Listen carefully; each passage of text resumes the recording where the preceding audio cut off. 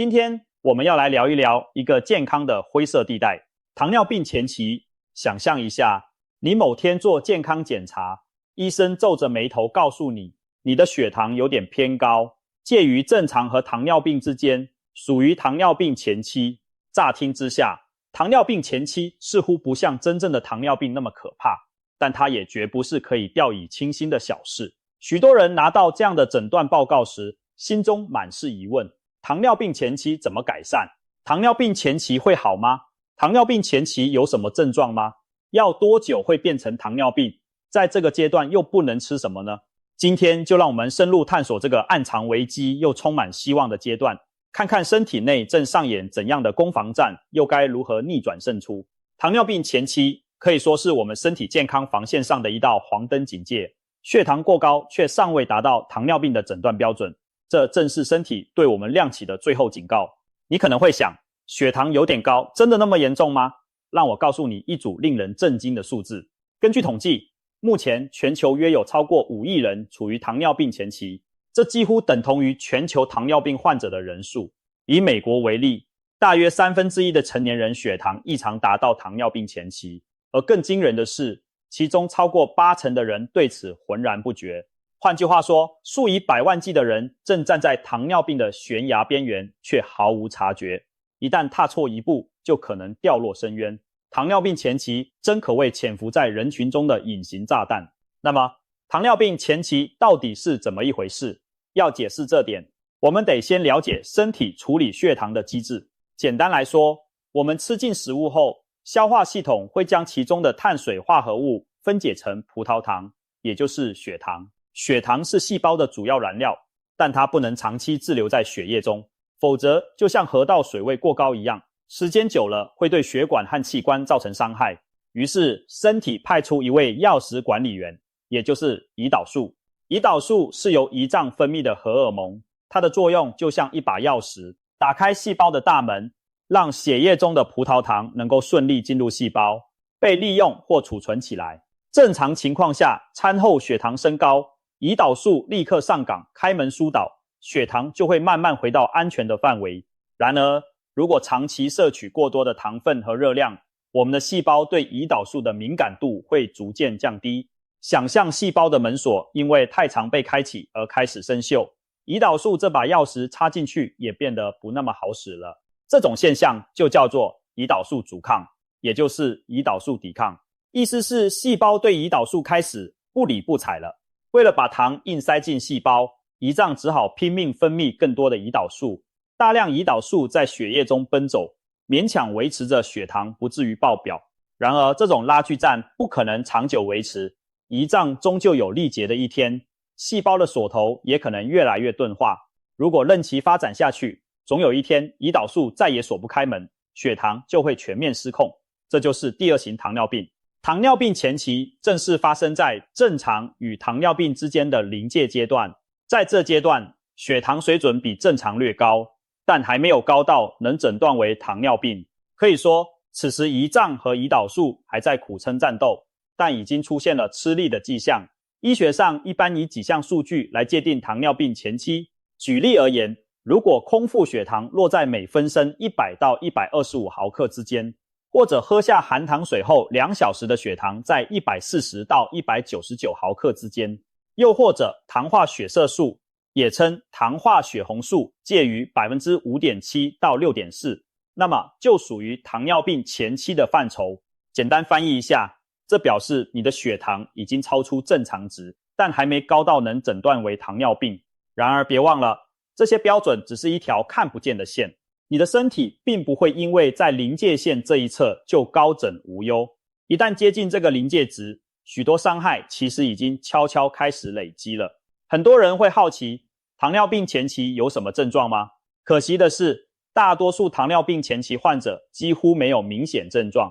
你不会突然觉得口渴难耐，也不会体重骤降，频繁跑厕所，那些通常是血糖非常高，已经进入糖尿病阶段才会出现的3多1少典型症状。吃得多，喝得多，尿得多，但体重反而减轻。糖尿病前期的血糖虽然偏高，但远不到引发这些剧烈症状的程度，因此它常常让人掉以轻心。既然没有不舒服，就以为暂时无碍，这正是糖尿病前期狡猾之处，它让你在无声无息中逐渐逼近危险的临界点。当你真正开始感到口干舌燥、视力模糊、手脚麻木时，多半已经跨过糖尿病那道大门了，那岂不是太迟了吗？尽管缺乏明显症状，我们还是可以从一些身体线索窥探糖尿病前期的迹象。首先，要留意自己是否深陷代谢症候群的包围之中。所谓代谢症候群，是指同时出现几项代谢异常，例如腹部肥胖，也就是大肚腩、血压偏高、血脂异常，譬如三酸甘油酯太高，或者好的胆固醇偏低，再加上血糖偏高等。如果你同时具备这些状况，那就是身体在向你拉警报，未来发展成第二型糖尿病的几率将比一般人高出许多。尤其是腰围粗、内脏脂肪多的中广身材，最容易伴随胰岛素阻抗的问题。当肚子越来越圆，裤头越拉越紧时，可千万别只当作发福而已，这很可能意味着你的细胞对胰岛素已经开始不耐烦了。再来，要注意皮肤的变化，有些人会发现脖子后方、腋下或身体折叠处的皮肤变得又黑又粗糙，好像怎么洗都洗不干净，摸起来还有点像绒布。这种皮肤现象叫做黑棘皮症，往往是胰岛素阻抗的早期警讯之一。当胰岛素在血中浓度高，作用却不灵敏时，会刺激皮肤细胞过度增生，导致色素沉淀，角质变厚。黑棘皮症本身无害，但它提醒你体内的胰岛素系统可能出了问题，千万别以为那只是皮肤脏或晒太阳留下的痕迹。事实上，黑棘皮症经常被视为糖尿病前期的潜在前兆。如果你在镜子里发现自己的后颈出现一圈深色的项圈，可得提高警觉，或许该去测一下血糖了。还有一项值得留意的线索是奇怪的食欲变化。有一小部分糖尿病前期患者反映，他们老是刚吃完没多久又觉得饿，饭后才半小时到1小时，肚子又咕噜咕噜抗议，彷佛刚才那顿根本没吃饱一样。这听起来很不可思议，却可能和血糖调节异常有关。为什么会这样呢？试想，如果胰岛素作用失常，可能在餐后过度分泌，把血糖迅速拉低到略低于正常，大脑误以为血糖不够，又立刻触发饥饿讯号。或者细胞对能量的利用效率出了问题，明明血液里糖分不少，但细胞却吃不饱，大脑因此不断催你多进食。在临床上，餐后很快又饿的现象绝对是一个需要特别留意的红旗，它提示你的血糖可能正在做云霄飞车。正常人吃饱后至少几小时不会饿，如果你却半个钟头就饿了，那绝对该检讨一下自己的饮食内容，甚至干脆量一量血糖了。此外，容易疲累和反复感染也是隐藏在暗处的警示。部分处于糖尿病前期的人经常感到疲劳，稍微做点事就累得不行，专注力也提不起来。这可能是因为身体未能有效利用血糖，细胞有点像汽车缺油般运转乏力。另外，他们也可能发现自己的免疫力变差，常常感冒流鼻涕，一旦皮肤或黏膜有伤口，感染也比较难。好，女性则可能反复出现私密处的霉菌感染。为什么血糖偏高会影响这些呢？道理在于血糖高的环境有利于细菌和真菌生长，同时高血糖也会削弱白血球的功能。所以当一个人老是这里感染那里发炎时，医生有时也会怀疑是不是血糖出了问题。想想看，伤口总是不愈合，感冒老是不好，不一定是年纪大或天气冷，说不定就是体内过高的葡萄糖在捣蛋。总之，以上这些蛛丝马迹，大肚腩、血压、血脂高、皮肤发黑、食欲反常、疲倦感染，都像是身体在拍着你的肩膀，提醒你糖尿病离你已经不远了。然而，更麻烦的是，多数人平时并没有察觉到这些征兆。因此，如果你本身具有上述危险因子，千万不要等到出现症状才量血糖。专家建议定期进行健康检查时的血糖筛检，特别是年过40、有肥胖、高血压或高血脂或糖尿病家族史的人，至少每1年或每2年测一次血糖，以便及早发现异常，并及时调整生活习惯。了解了糖尿病前期的种种潜藏危机，你可能会继续发问：如果我什么都不做，从糖尿病前期恶化成糖尿病大概需要多久呢？这个问题没有标准答案，因人而异，但医学研究给出了一些平均数据供参考。一般来说，如果不加以干预，糖尿病前期患者中每年大约有1/20到1/10的人会发展成第2型糖尿病。统计显示，大约1/4的糖尿病前期者会在3到5年内进展为糖尿病，而如果拉长时间来看，10年内演变成糖尿病的比例高达70%。换句话说，10个糖尿病前期的人里，经过10年可能有7个变成了糖尿病患者，这听起来是不是相当可怕？尤其是如果你本身还有肥胖或家族遗传等风险因素，那更是火上浇油，加速糖尿病找上门的脚步。此外，别以为还没进入糖尿病阶段就可以掉以轻心。研究指出，糖尿病前期患者罹患心脏病、中风等心血管疾病的几率已经比血糖正常者高出许多，表示长期稍高的血糖仍然会对血管造成伤害。所以我们才强调，务必要把握住糖尿病前期这最后的防线，在更严重的并发症尚未发生前扭转局势。当然，这也并非绝对的命运预言，剩下的30%又是什么情况呢？有些人也许在糖尿病前期停留得更久，甚至有相当比例的人在努力之后，血糖又恢复到了正常水准。是的，你没听错，糖尿病前期有可能逆转回到正常，不一定非得发展成糖尿病不可。关键就在于你是否愿意行动，扭转未来。这就好比一列火车正朝悬崖驶去，撞上之前还有最后几公里的刹车距离，有人选择放任不管，悲剧迟早发生；有人紧急刹车，硬是在悬崖边缘停下，甚至倒车。糖尿病前期给了我们一个转圜的机会，但能不能抓住它，全凭自己的抉择。既然如此，我们最关心的莫过于糖尿病前期怎么改善，有没有可能把血糖降回去，让它好转呢？好消息是，许多专家和临床研究都证实，只要采取正确的生活方式改变，大多数糖尿病前期患者的情况是可以大幅改善，甚至完全恢复正常的。生活方式就像决定这场战役胜负的关键武器，包括饮食控制、运动锻炼、体重管理等等。接下来，我们就逐一来看看该怎么做才能扭转乾坤，让这场血糖攻防战以我们胜利收场。首先是体重控制，如果你属于体重超标或肥胖族群，这将是改变命运的第一步。肥胖，特别是腹部肥胖和胰岛素阻抗，可说是一对难兄难弟。体内脂肪太多，尤其囤积在肚子里的内脏脂肪，会干扰胰岛素的作用，让细胞对胰岛素更加不敏感。因此，减重往往可以显著改善血糖代谢。研究发现，哪怕只减掉体重的 5% 到 7%， 对于预防糖尿病都有惊人的效果。例如，一个80公斤的人，减掉4到5公斤就可能让胰岛素功能出现明显提升。许多大型研究也证实了这一点。透过饮食和运动让体重下降，可以让糖尿病前期发展成糖尿病的风险降低将近60%之多。这几乎等于是把未来一半的糖尿病病例直接挡在门外了。可见得体重控制的威力不容小觑。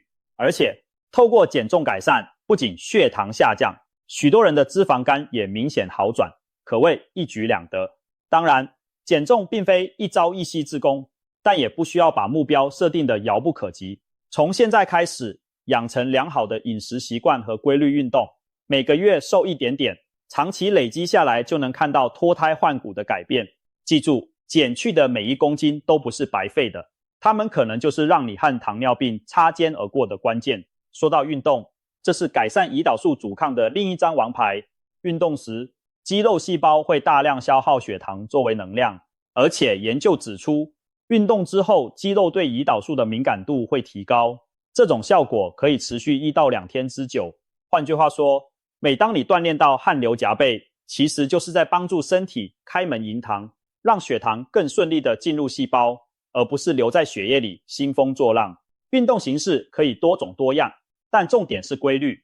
每周至少5天，每天至少30分钟的中等强度有氧运动，是专家们普遍的建议。这也等于每周累积至少150分钟的有氧运动量，符合国际指南的标准。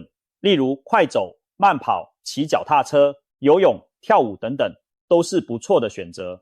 找一项自己不排斥甚至能享受的活动，并持之以恒，比3天打鱼2天晒网地狂操猛练更有价值。如果实在没时间连续锻炼30分钟，也可以把运动碎片化，每天3次，每次10分钟的快走，累积起来效果也是一样的。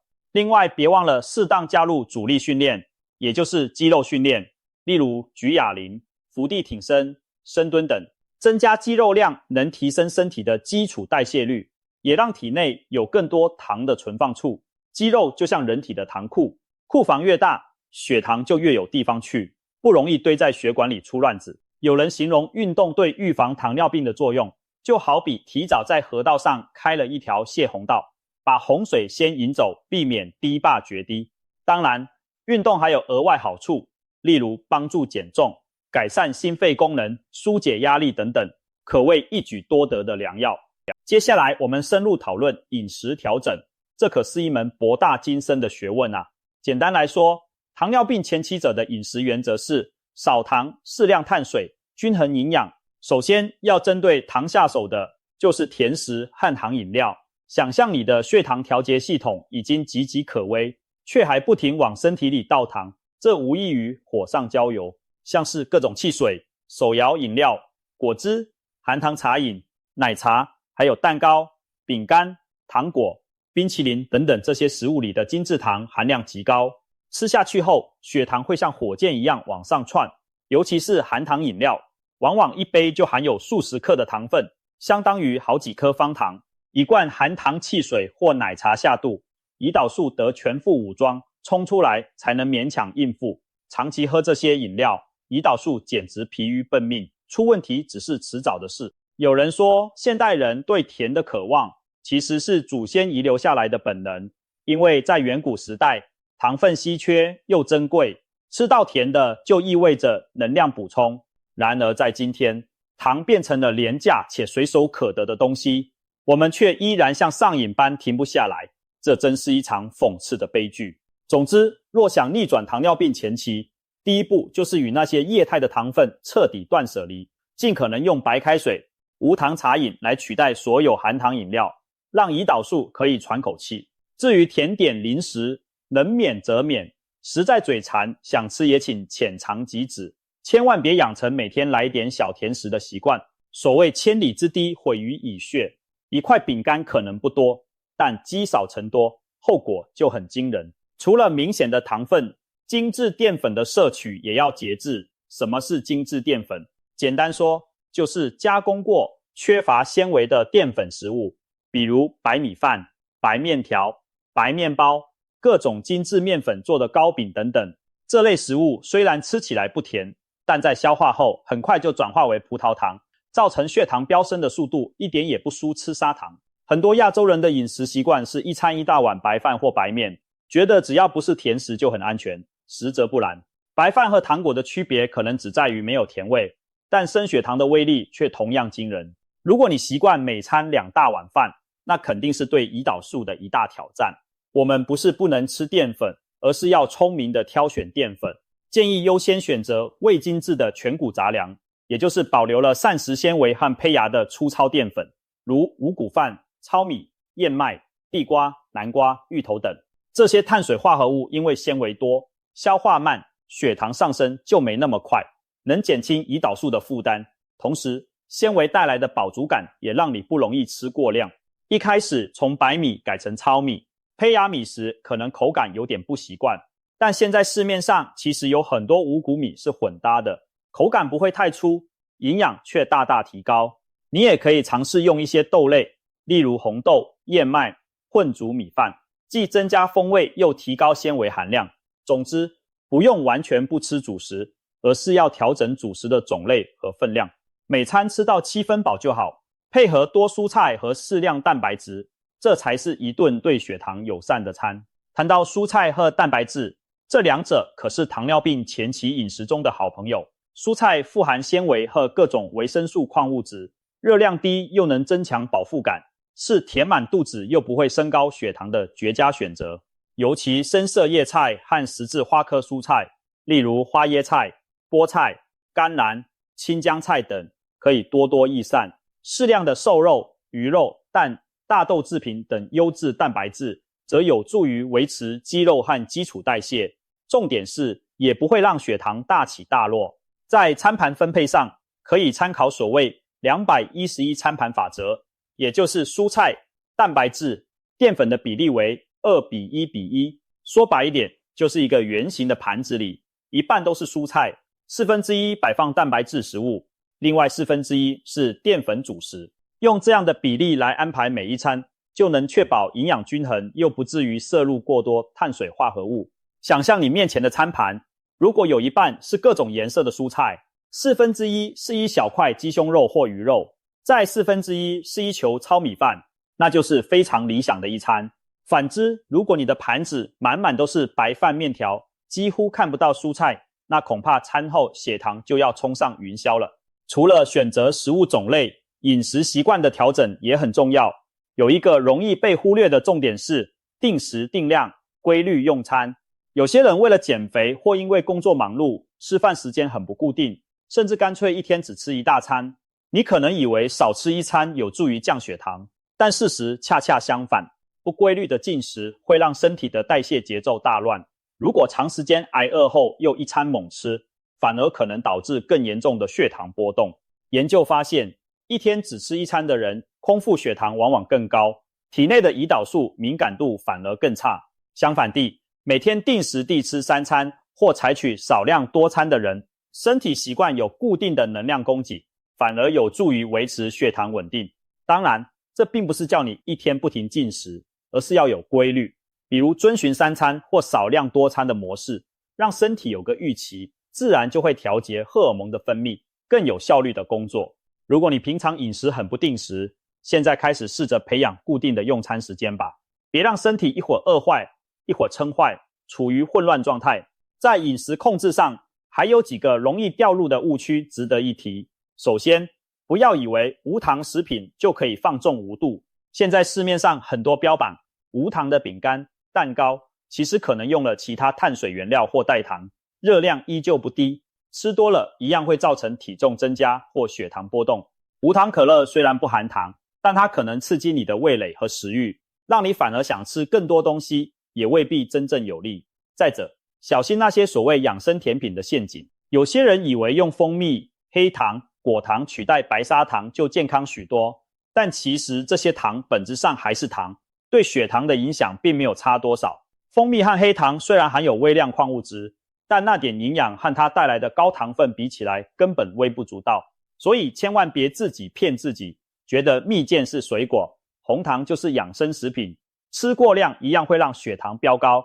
除了糖和淀粉，高热量、高脂肪的食物也要适度节制。这里主要指的是各种油炸食物、加工食品，还有肥肉、奶油、糕点等。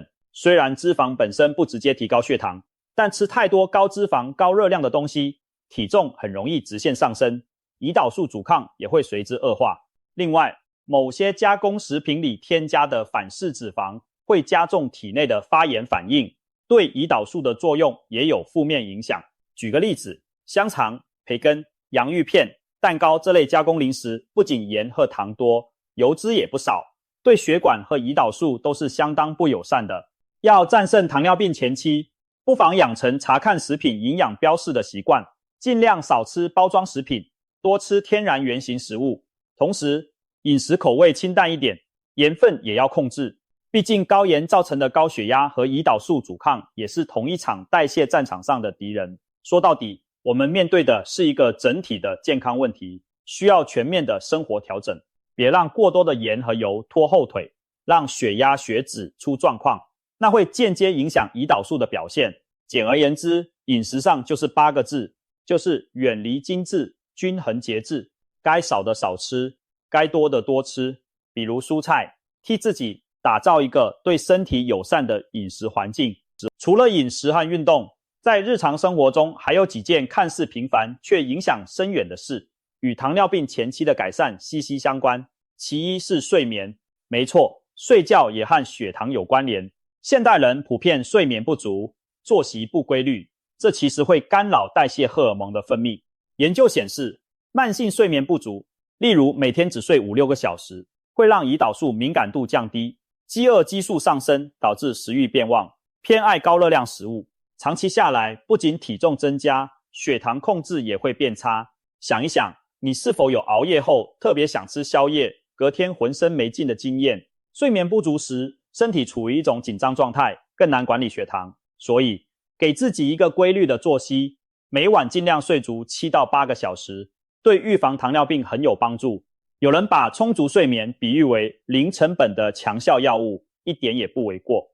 白天注意劳逸结合，别过度操劳，晚上让大脑和身体好好休息，这是简单却强大的养生法则。其二是压力管理，现代人的压力无处不在，经济压力、工作压力、家庭压力等等。然而，压力太大时，身体会释放压力荷尔蒙，例如皮质醇含肾上腺素，这些荷尔蒙会让血糖升高。因为在演化上，压力通常意味着要动员更多能量应付危机。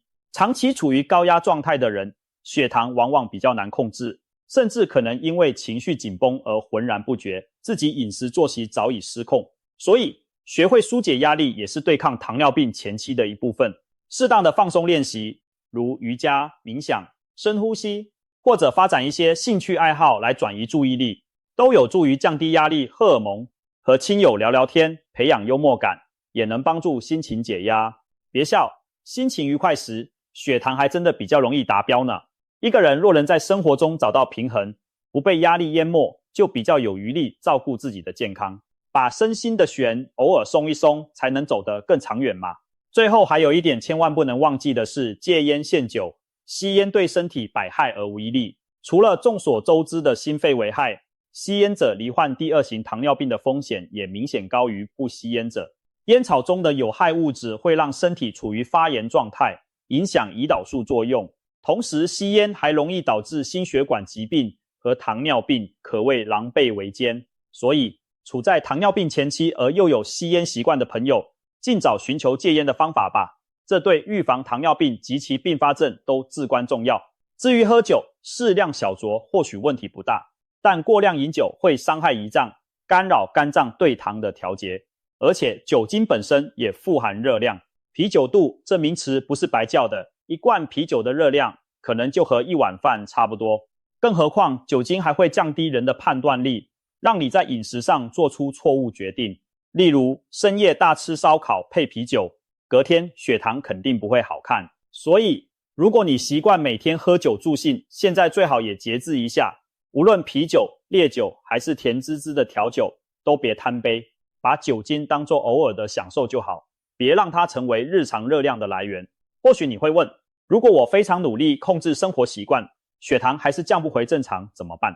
其实大多数人在采取上述措施后，血糖都会有不同程度的改善。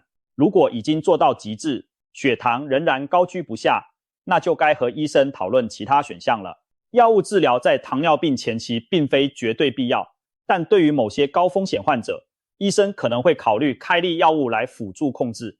最常用的就是口服降血糖药物2甲双胍，它能减少肝脏制造葡萄糖，提高细胞对胰岛素的敏感度。在一些研究中，2甲双胍被证明可以降低糖尿病前期患者进一步恶化的风险。不过必须强调，药物永远只是辅助，不是魔法。光靠吃药而不改变生活习惯，糖尿病那道门迟早还是会打开。真正决定命运的还是你的生活方式。药物可以帮你一把，但不能替你运动，不能帮你节制饮食，也不能替你去睡觉。就算医生真的开了药，也一定会叮嘱你同时做好生活管理，千万别抱着吃了药就万事大吉的心态，否则最终苦果还是得自己吞下。说到这里，我们再回到开头提到的现实疑问，糖尿病前期不能吃什么？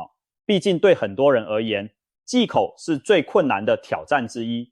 我们在前面讨论饮食时，其实已经提到许多该避免的地雷食物，现在不妨再整理一下，给自己列张黑名单，好随时提醒自己远离这些诱人的陷阱。首先，含糖饮料绝对是头号大敌，无论是汽水、果汁、运动饮料、能量饮料、奶茶，甚至咖啡加很多糖和奶油的花式咖啡都在禁止之列。一杯手摇珍珠奶茶的含糖量往往超过你一天应摄取的总糖分，一罐可乐的糖更是惊人。就算是看似健康的纯果汁，也充满果糖且缺乏纤维，使得糖分迅速进入血液。与其喝果汁，不如直接吃水果来得好，至少有纤维可以延缓糖的吸收。如果口渴，就喝白开水或无糖茶饮，让味蕾清淡一点，反而更能尝出食物的原味。其次，精致甜点要敬而远之，蛋糕、饼干、派、糖果、巧克力、冰淇淋等各式甜食都最好少碰为妙。这些食品不仅含糖量惊人，往往还同时富含大量的饱和脂肪，例如奶油、鲜奶油。糖加油的组合最容易让人发胖，也最伤胰岛素的功能。如果实在难以割舍甜点，可以试着寻找一些无糖或低糖的替代品，比如使用代糖制作的甜品，或者以水果替代蛋糕点心。当然，水果本身也要适量，最好还是逐步减少对甜食的依赖，培养对天然食物的喜好。吃惯清淡饮食的人，再回头吃块蛋糕都会嫌甜的发腻。相信我，味觉是可以训练的。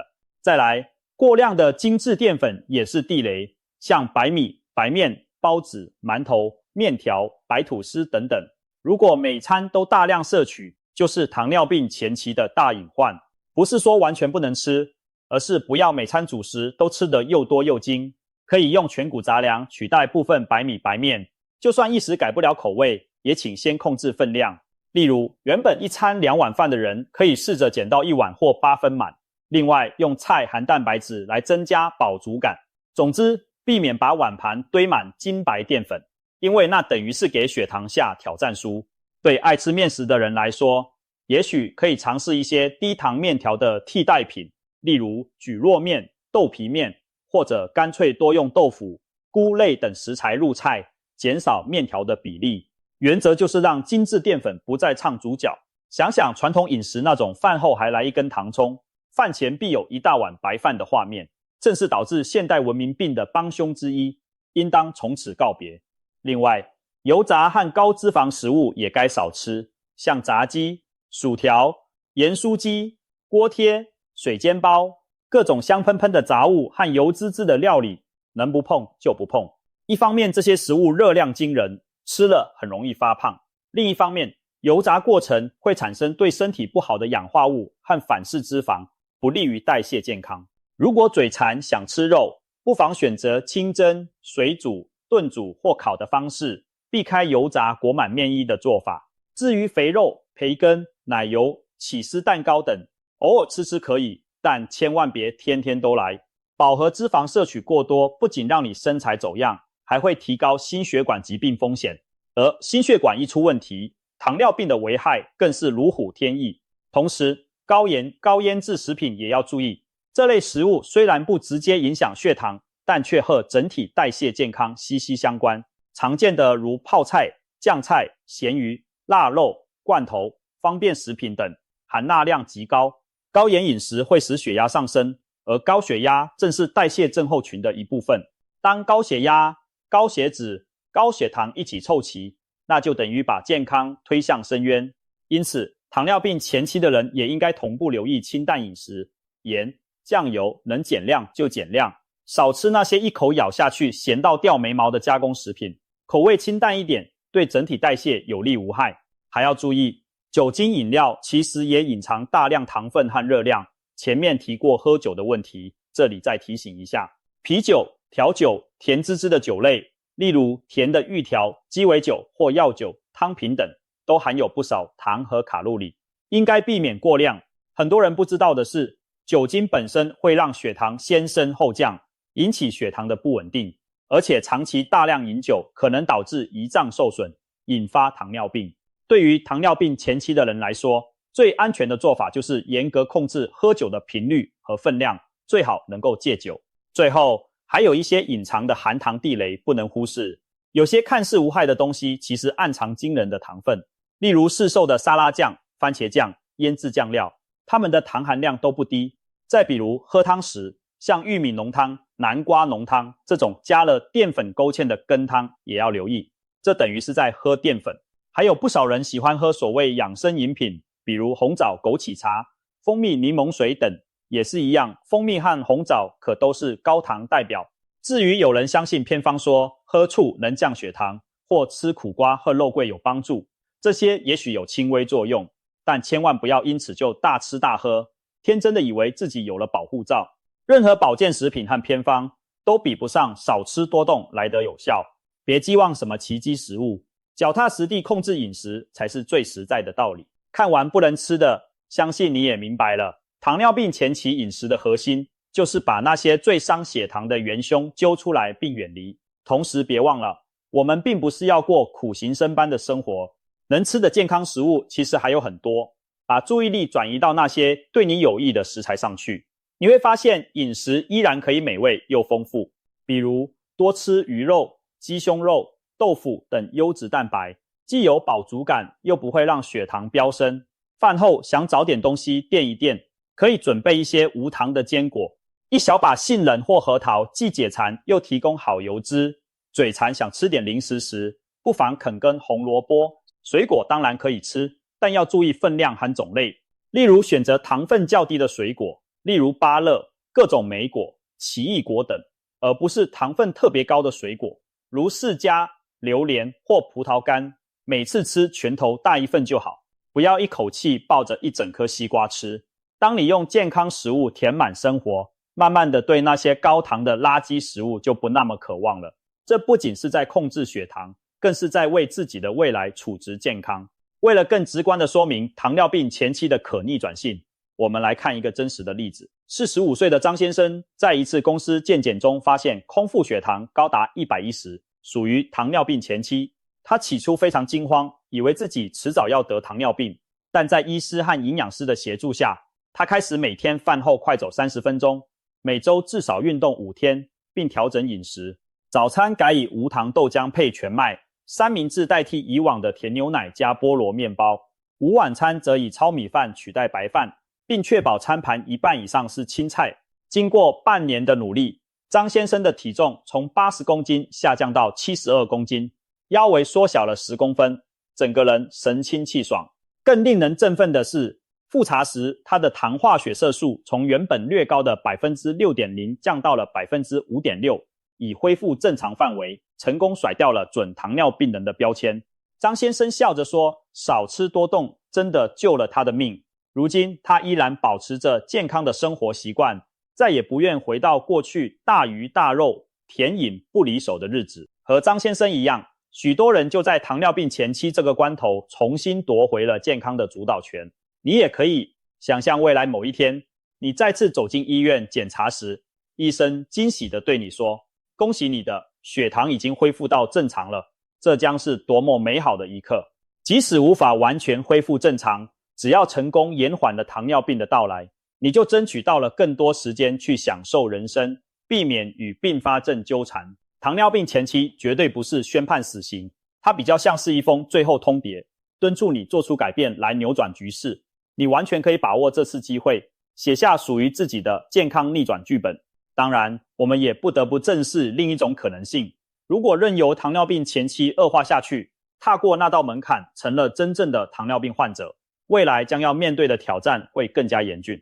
糖尿病被称为沉默的杀手，它对全身血管和器官的伤害是全面而深刻的。长期高血糖会逐渐损坏眼睛、肾脏、神经、心脏等器官，引发可怕的慢性并发症，例如失明、肾衰竭、神经病变、足部溃疡，甚至截肢，还有心脏病和中风的风险大增。